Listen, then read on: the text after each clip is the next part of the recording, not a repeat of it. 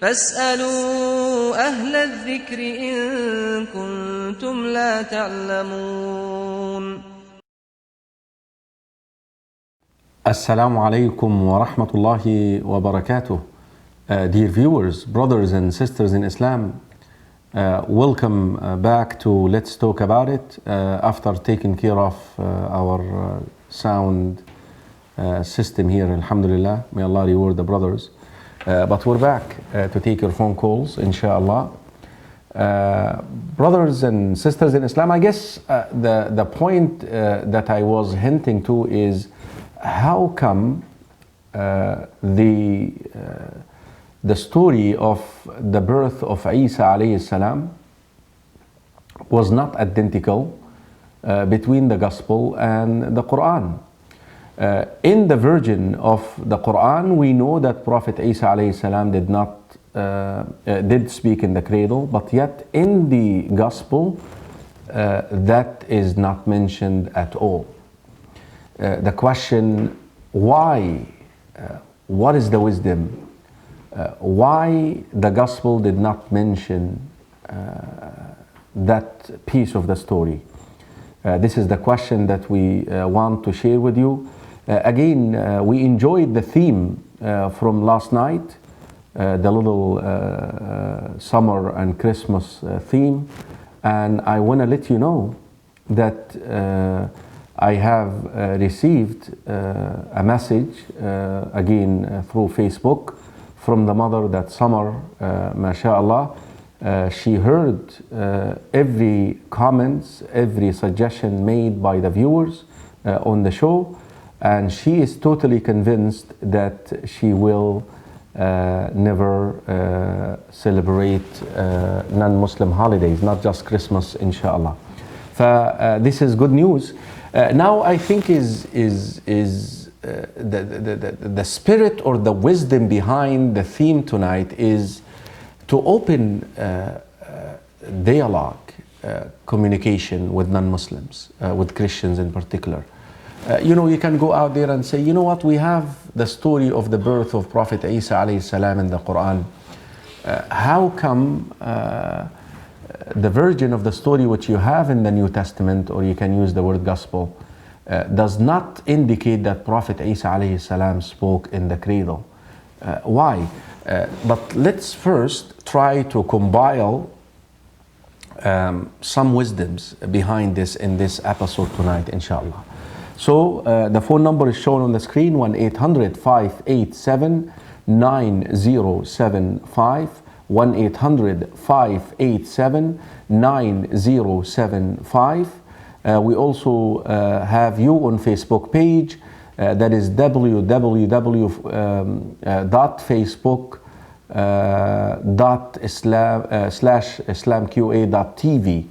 You can actually go there and we will have the theme of the episode tonight posted on the Facebook page, which is called IslamQA.TV. If you go actually and search in the search engine on Facebook and write in IslamQA.TV, you should be able to go there.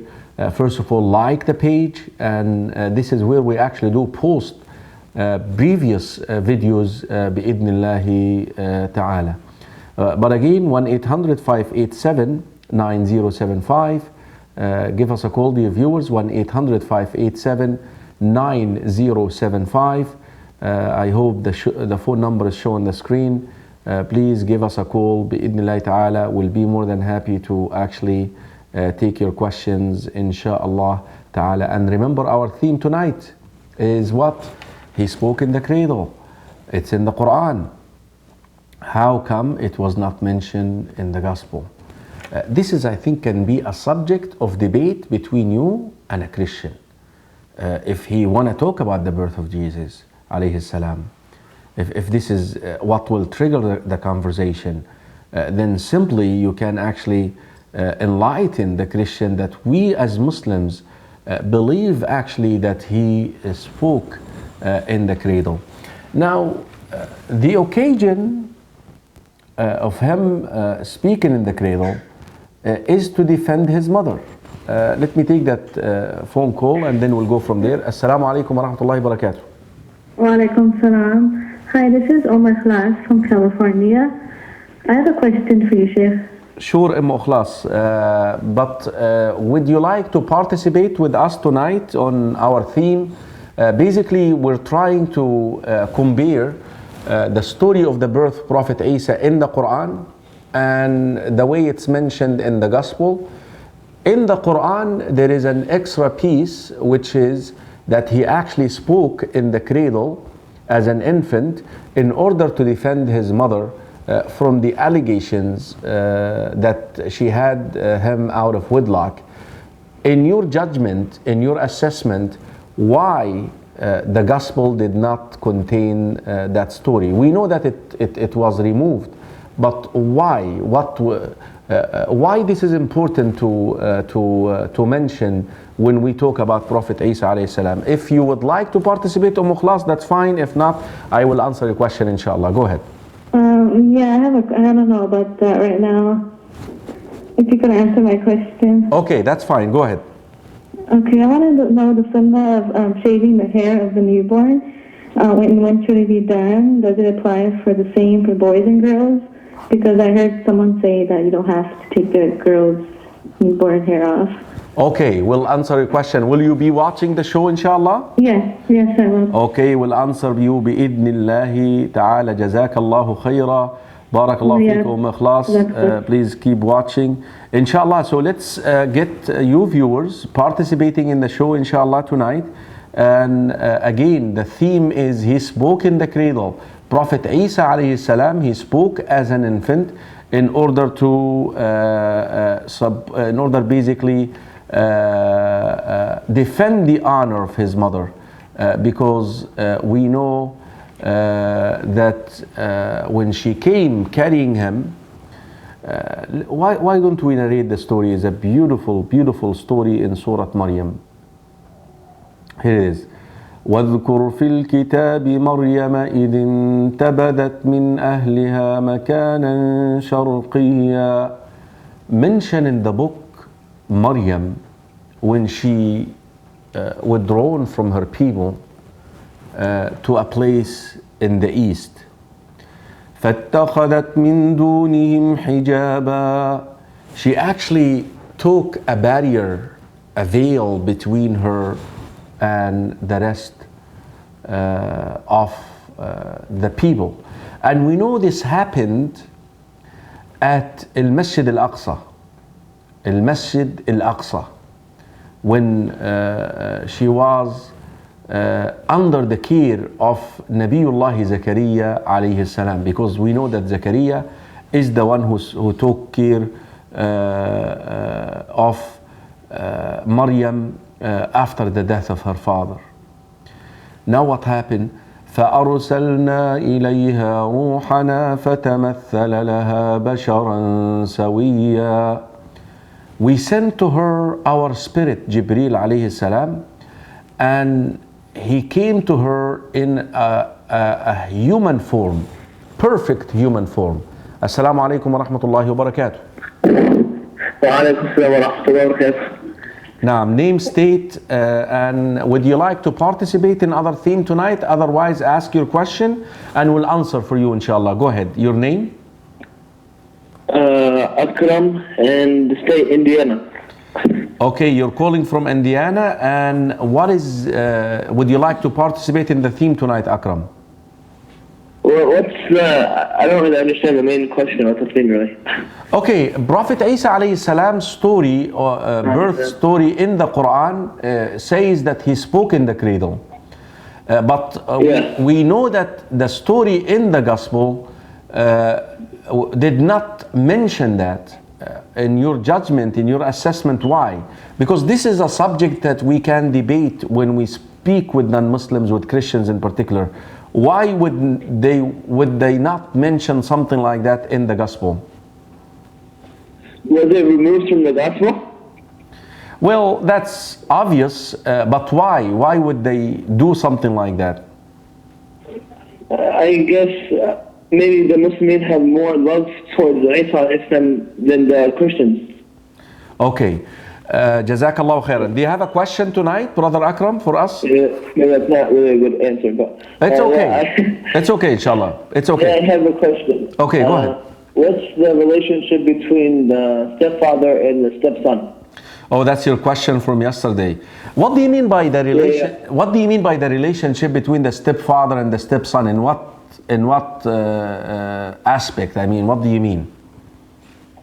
Like, basically, like, I want to know what the stepfather has over the stepson, because, like, I want to know the exact, because how the mother is towards the son, basically the mother owns everything. How the stepfather towards the stepson. You know what I mean? Yeah, like what authority does the stepfather have over the stepson? Yeah, basically, yeah. Okay, And then- I mean, there is And no. with that same question, what should you do if he acts unjust towards the stepkids? What should he do if he what again? Or what should the stepkids do if he acts unjust towards them? Towards the stepfather?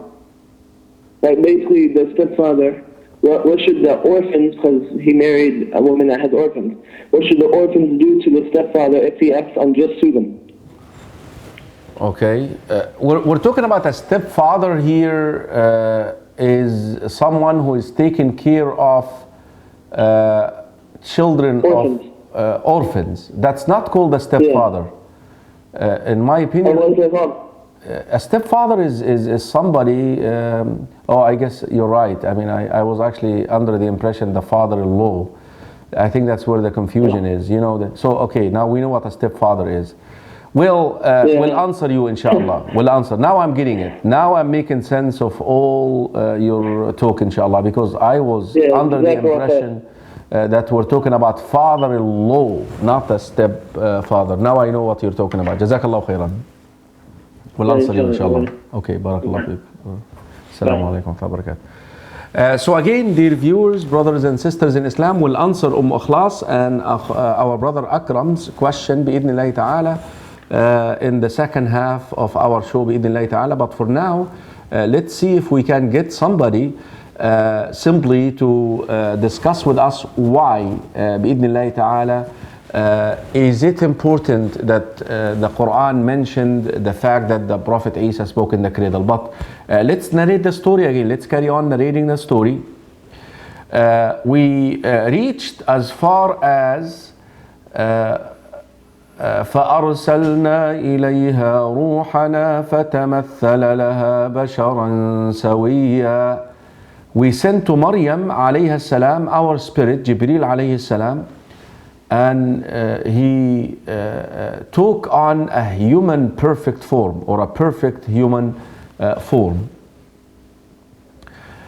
Immediately, Maryam alayhi salam, the righteous, the pious, when she saw Jibril alayhi salam, when she saw that basically good-looking human being next to her, she immediately said, قالت إني أعوذ بالرحمن منك إن كنت تقيا.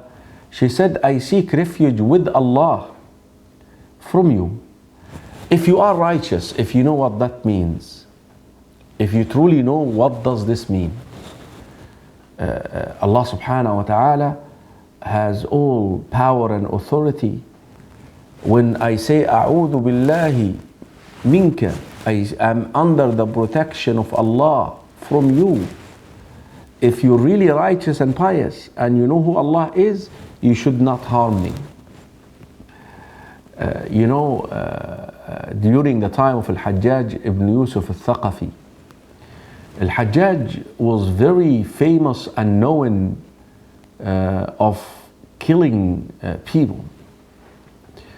Abdullah ibn Umar, the son of Umar ibn al-Khattab, radiyallahu anhuma, was accompanied with his son Salim, and they were at Al-Hajjaj's place.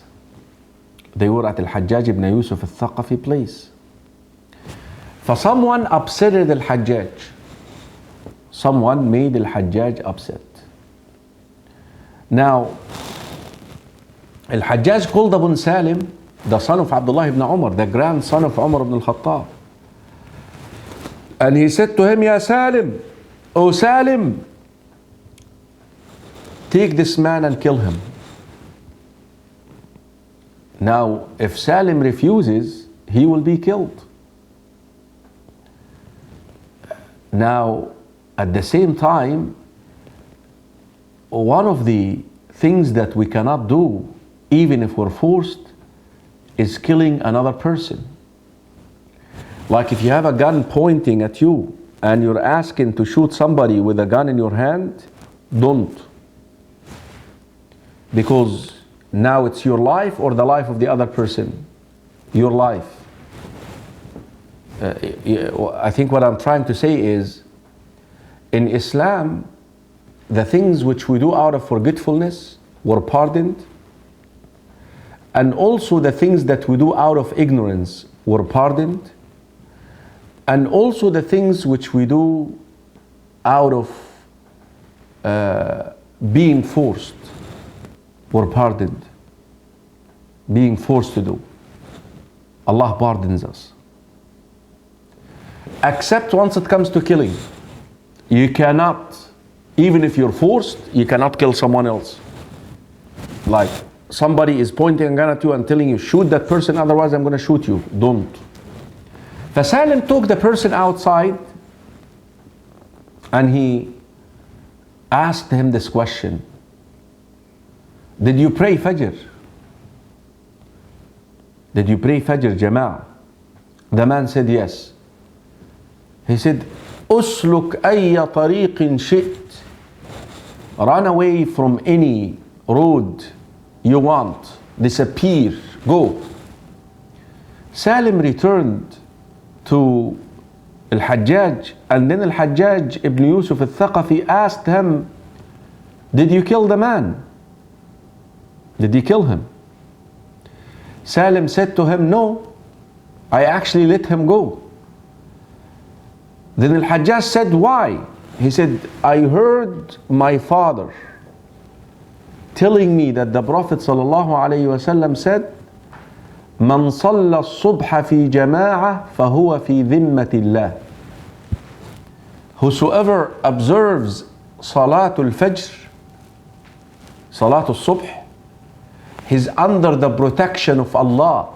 How do you want me to kill someone who's under the protection of Allah? He's protected by Allah. How? Al-Hajjaj, he said, you got me. You're right. So Maryam is telling supposedly this man, we know the man is Jibreel alayhi salam, but she's telling him, if you're righteous and pious and if you know the weight of that isti'adah, that I'm asking protection of Allah from you, but only someone who is taqi, have taqwa, have consciousness of Allah, would realize the magnitude of that. Assalamu alaikum wa rahmatullahi wa barakatuh. Now, name, state, please, and would you like to participate with our theme? Otherwise, ask your question, we'll answer it, inshallah. Go ahead. My name is Sa'ad, and state is Indiana, and no, thank you. I want to only ask a question. Okay, go ahead, please. Okay, I was asking that if a girl, she's a Muslim, and I tell her she's like wearing tights, and I tell her do not wear it, and she says it's my body. What do I have to do? So the girl, can you speak a little bit slower so I understand what you're saying? The connection is a little bit. Go ahead, please. Speak slower, please. The girl's wearing tight pants, and I tell her do not wear it, and she says no, it's my body. Okay, let me ask you, is she related to you, the girl? No, she's my friend. She's a Muslim. She's a Muslim, but you're telling her not to do. How old is she? She's like 10. Okay, what you need to do is you always, when you see her, let her know that this is haram, but tell her in a nice way, in a kind way. Is she your sister or just somebody that you met in school? No, she comes in the masjid. Oh, she comes in the masjid with that. Yeah, all tight. Why didn't you go and speak to the imam about delivering a talk on the subject of dress code for women? Would be that a good idea instead of you having to deal with the situation? Okay.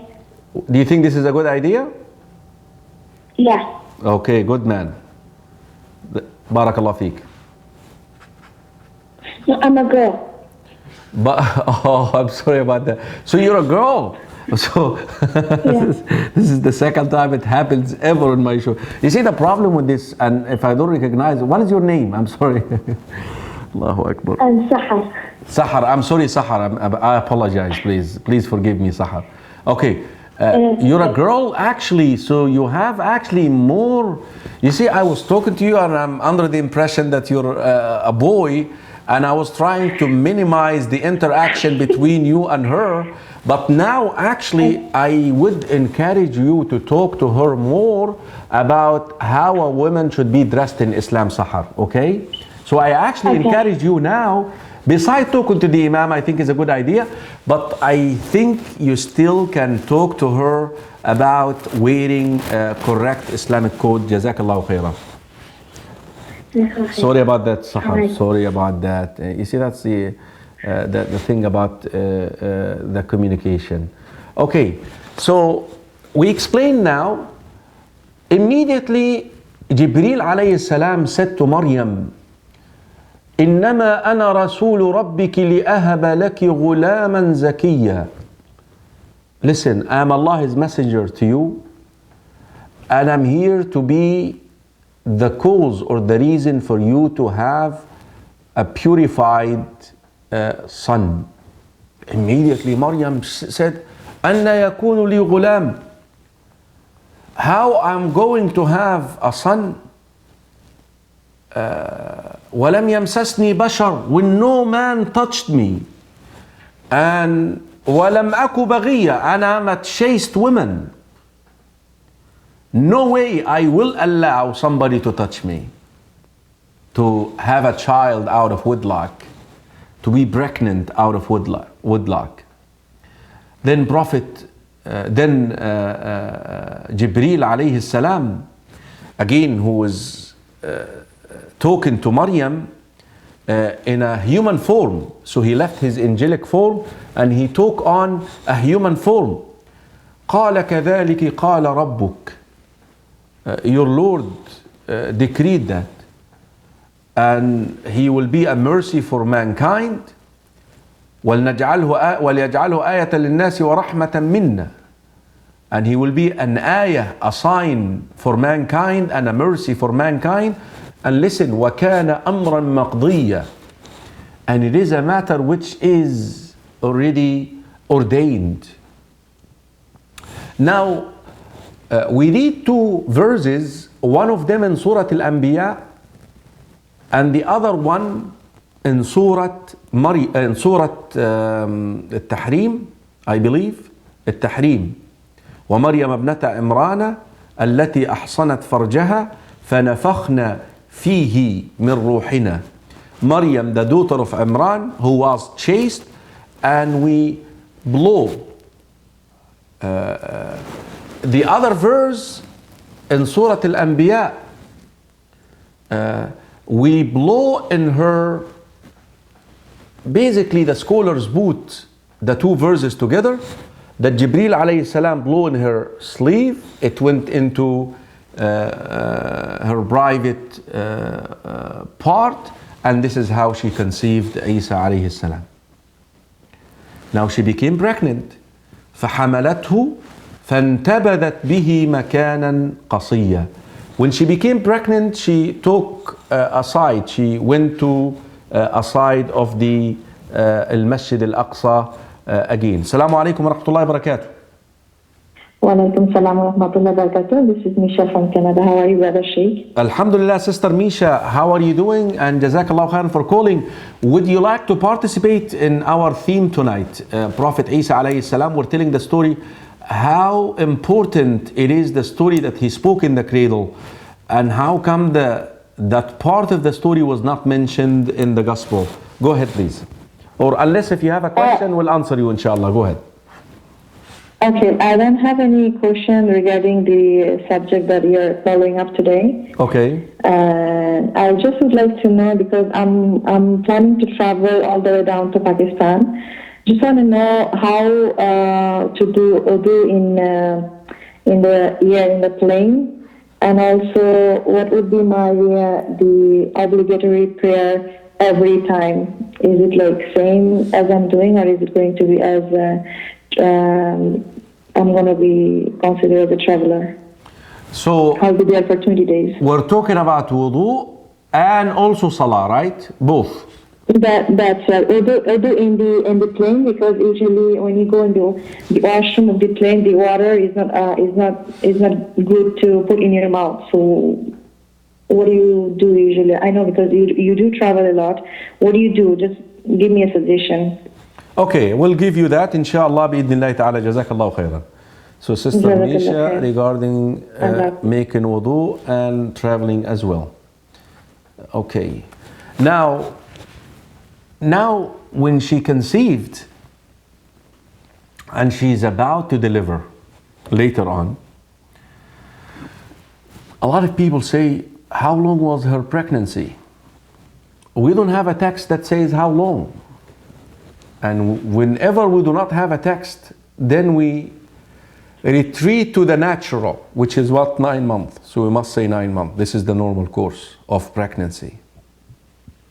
Some people come up with all these things in these books. They say, oh, her pregnancy only was 1 day, 2 days. No. Listen, if we do not have a text, we cannot speak about it. And now in the absence of text, then we go with the norm, which is 9 months. Assalamu alaikum wa rahmatullahi wa barakatuh. Wa alaikum assalam. Now, name, state, and would you like to participate or ask question? Please go ahead. Yes, I have both a question and to answer. Okay, your name first, please. Malak, Okay, and you're calling from? Chicago. And go ahead, and would you like to participate? Go ahead, please. I would like to say that, like, maybe Allah subhanahu wa ta'ala wanted to show that, like, maybe he wanted more people to go to Islam, so he tried to bring up miracles. Okay, do you know, Malak, what the question was? How come it is important to say that Prophet Isa spoke in the cradle? Why is it important? To show that Allah can do anything. Absolutely, to show that Allah can do everything. That is true. Well, the fact that Prophet Isa alayhi salam was born without a father, this is in itself an evidence that Allah can do everything. But it was necessary for Prophet Isa to speak. Why?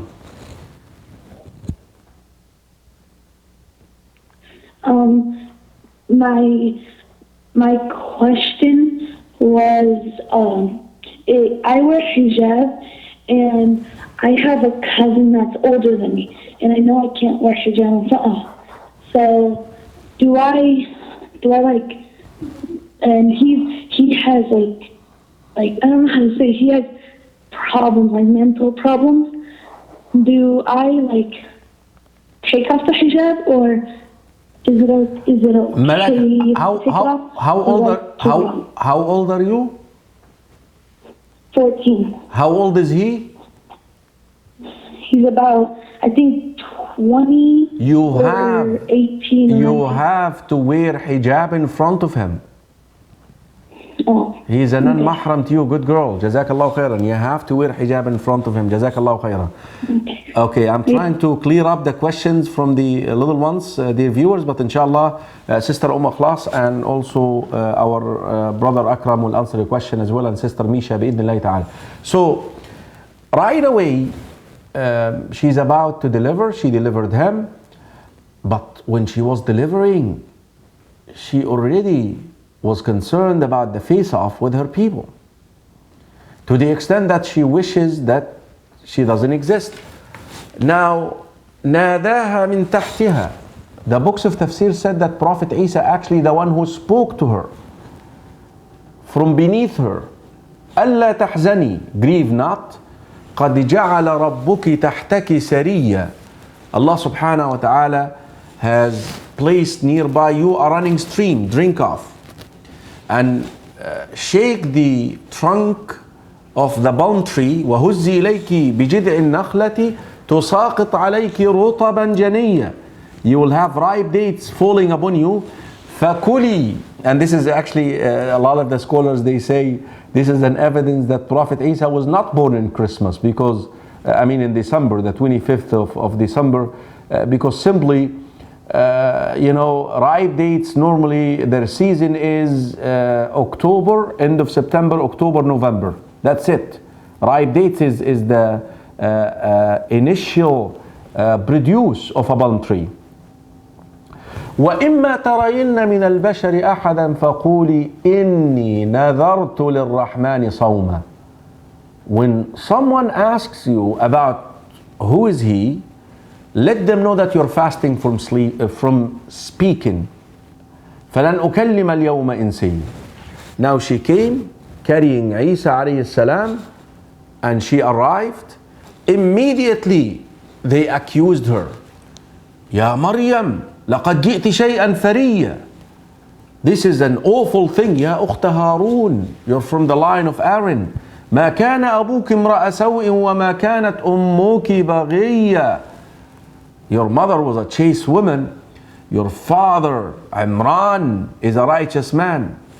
فأشارت إليه, she pointed at him. They right away said, قالوا كيف نكلم من كان في المهد صبيا. How will we speak to someone in the cradle? Look what he said, sallallahu alayhi wasallam. قال إني عبد الله. He said, I am the slave of Allah. And this answers the question. When he spoke in the cradle, he mentioned that he is the slave of Allah. He is not a son of adultery. He is a prophet of Allah, and he is coming to them with a message. This way, he defended the honor of his mother. Now, the question here which was raised, how come it was not mentioned in the New Testament? Because normally, if I would tell you, my infant, my 1 day old spoke in the cradle, the natural question which will come out of your mouth will be, what did he say? Right away. When I tell you my 1 day old baby came out of the womb of his mother speaking, you're going to ask me, what did he say? Then I'm going to tell you, he said, I am the slave of Allah. This is in itself would refute the fact that Prophet Isa is divine. He is the son of Allah. He is a partner with Allah completely, and that would finish Christianity completely. And this is why it was not mentioned in the New Testament. I guess this is the point that I was trying to drive across. Again, the spirit of this is opening a channel of debate with a Christian. If you happen to debate about this subject, because we're going to end up debating about it. So this is something that you can take out there and discuss it in a polite, kind way when you talk to them, بإذن الله تعالى. Okay, assalamu alaikum wa rahmatullahi wa barakatuh. Salam. Naam, name, state and question please. Okay, my name is Sahar and I'm from Indiana. And your question, Sister Sahar? I just want to say a question. Okay, go ahead. Okay. How can you ihfaz the Quranic Karim easily? Okay, we'll answer you inshallah. How can you memorize the Quran easily? We'll answer you بإذن الله تعالى, Sister Sahar. Jazakallah khairah. Okay, we have only limited time to go here. Our sister Ikhlas, I hope you're still watching. You're still in California and your time still early there. She's asking regarding shaving the head of an infant. Okay, let me see here if we can take that phone call and we'll come back. Assalamu alaikum wa rahmatullahi wa barakatuh. Assalamu alaikum. Alaikum salam. Naam, name, state and question please. Caller, name, state and question please. Okay, I guess they hang up. Our sister Ikhlas, she's asking regarding the shaving of the head of a new born. Dear sister Ikhlas, of course the whole matter of shaving the head of a newborn is recommended. So the whole matter is recommended. That you actually shave the head and place it in the scale, and the weight of it, you give it out in a charity in silver or gold based on what you can afford. I understand that you're trying to figure out the ruling regarding a girl. There is a consensus that boys are the ruling applies to boys, but the Al-Malikiyya wal-Shafi'iyya, both Al-Malikiyya wal-Shafi'iyya, the followers of the school of thought of Imam Malik and Imam Shafi'i, they also see that the female hair would actually be shaved and weighed as well. But Al-Hanabila, the school of thought of Imam Ahmad ibn Hanbal, they see otherwise, they say no. And let me just take that phone call and we'll give you some more information on this. Assalamu alaikum wa rahmatullahi wa barakatuh. Assalamu alaikum. Caller. Assalamu alaikum. Okay. So the school of thought of Imam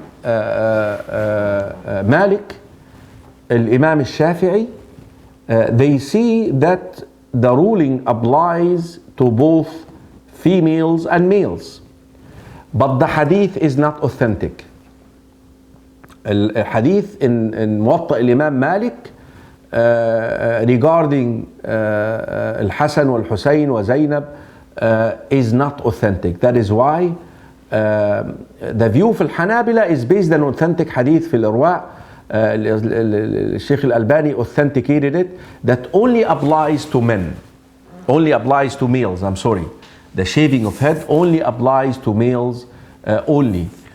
But now the scholars put the two opinions together and they said, if the parent is able to afford the sadaqah, then it's recommended to do both, inshallah. Assalamu alaikum wa rahmatullahi wa barakatuh.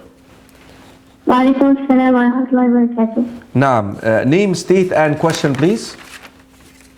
This is Sarah calling from New Jersey. Sister Sarah from New Jersey, and your question? I just heard you today while you were giving the lecture about the same topic in Al-Minhaj Academy. I just had a quick question.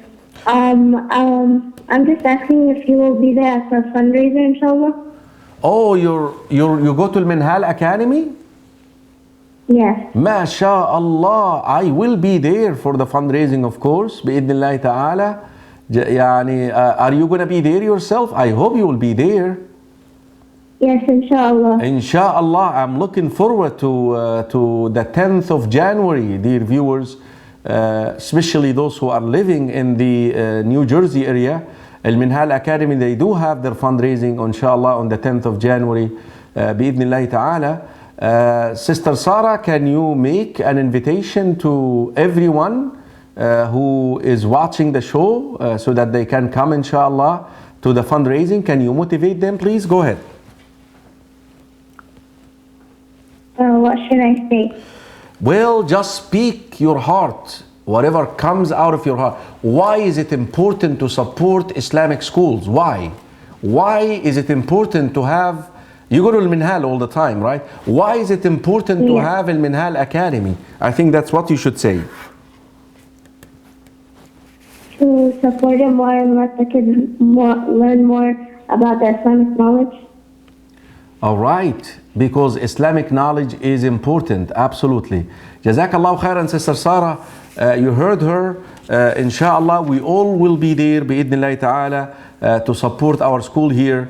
They are doing a wonderful job raising and bringing up Muslim children to learn about Islam. And Sister Sarah is hinting to a very nice talk, which I enjoyed so much today, talking to the children. Actually, they were grown-ups, about Christmas in their school, and I enjoyed this as well. So, Sister Ikhlas, there is a debate regarding females. There is no question about it. The evidence is with those who said no, but putting everything together, they say if the individual is able to, then certainly go ahead and do for both males and females. We hope we fulfilled the answer here, Sister Ikhlas. Jazakallah khairah. Brother Akram, stepfathers taking care of orphans. I will talk in general about anyone who is taking care of orphans, not necessarily a stepfather, but anyone who takes care of children whose parents, fathers in this case, passed away. Remember, dear brother, dear sister, the Prophet ﷺ said, "Ana wa kafilul yatimi kahataini fil jannah." Imagine one of the ways, one of the means through which you can be with the Prophet ﷺ in Jannah is to take care of an orphan. But now, kafil, being a guardian, meaning that you watch over their financials, their psychological needs. You should not abuse them psychologically. You should guard their welfare. Now, if you're being abusive, subhanallah, even though you're doing a wonderful job taking care of an orphan, but yet being abusive would deprive you certainly from a lot of things that you should not be doing. I think we need to treat them like your children, don't abuse them, and so forth. Now, Brother Akram is asking, what should an orphan do? Listen, an orphan can do nothing really, because he's a little child. Because if he has reached the age of 18, اللي هو سن الرشد, خلاص, he's no longer an orphan. He can take care of his business. If this is what we're talking about, so simply he's in his own. And if the abuse happened in the past, خلاص, فاعفو, forgive and pardon and move on. MashaAllah, the person did take care of the orphan throughout the years. That's MashaAllah. If he had shortcomings, let go. No one is perfect. But if the orphan is still an orphan, and meaning that he's still under the age of a rushd, the age of manhood, the age of maturity, then simply he can talk to him in a kind way, nice way, not to abuse him, bi'idhnillahi ta'ala. Our Sister Misha's question regarding traveling. Sister Misha, there is water in the bathrooms of an airplane, and we make wudu all the time there. It's a little bit hard, a little bit tough, but certainly you still have to make wudu, because tayammum will not suffice you, because water is present. One of the conditions for tayammum to be valid is the absence of water. Water is out there in the bathroom. Remember, you're a traveler, you get 3 days to wipe over your socks. So just make sure that you wear these socks on state of wudu after making wudu. This is a prerequisite for you to wipe over them.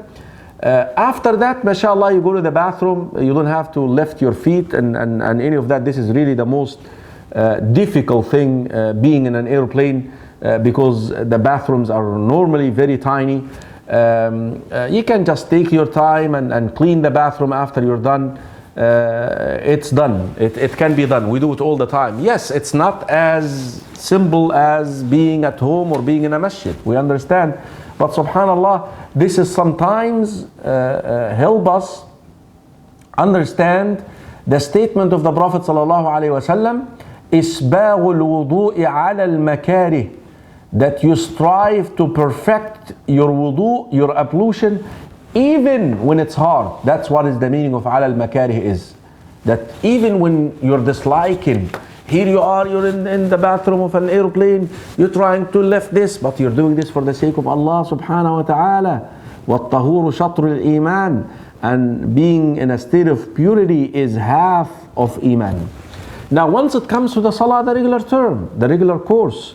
What is the regular course? Fajr on time, Dhuhr and Asr can be combined and shortened at the time of Dhuhr or the time of Asr.